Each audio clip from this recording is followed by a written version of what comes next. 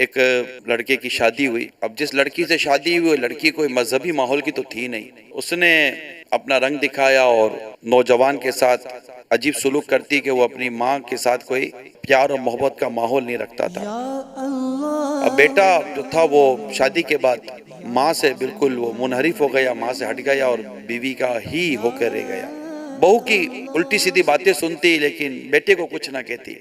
अब बेटे को बोलूंगी तो इसका घर खराब होगा। माँ माँ होती है। बेटा माँ का ध्यान नहीं रखता था, मगर बीवी एक चीज नोट करती थी कि मैं जितना इसको इसकी माँ के बारे में बोलती हूँ ये कभी माँ को कुछ बोलता भी नहीं है। एक दिन उसने शोहर को कहा कि देखो मैं तो तंग आ गई हूँ तुम्हारी माँ के चक्कर से, मैं इस बुढ़िया की अब खिदमत नहीं कर सकती, या तो इस घर में ये बुढ़िया रहेगी या मैं रहूंगी। और वो तो पहले ही शोहर जो था बीवी पर लट्टू था। शोहर ये सोच में पड़ गया कि माँ को क्या निकालूं, कहाँ रखूं। यानी ये अजीब बात थी कि सोच रहा है कि मैं क्या करूं। बीवी को जवाब देता कि पागल वागल हो गई है, मेरी माँ के बारे में इस तरह का कलाम करती है।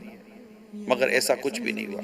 बेटे ने एक दिन कुछ चालाकी की और इस तरह की कि माँ को कहीं घुमाने के नाम पर बाहर ले गया और बाहर ले जाकर कहीं जंगल और झाड़ियों में ले गया और झाड़ियों में ले जाकर जंगल में माँ को बिठा दिया। माँ माँ थी, माँ समझ गई कि ये चाहता क्या है। जंगल, अंधेरा। बेटा का माँ या बैठ में आ रहा हूँ। माँ समझ तो गई थी। मैंने कहा बेटा सर्दी बहुत है, जैसे यहीं बिठाना था तो कोई चादर ही दे देता, मैं चादर ओढ़ के सो जाती। माँ अभी लाता हूँ। माँ समझ तो गई थी। बेटा गया।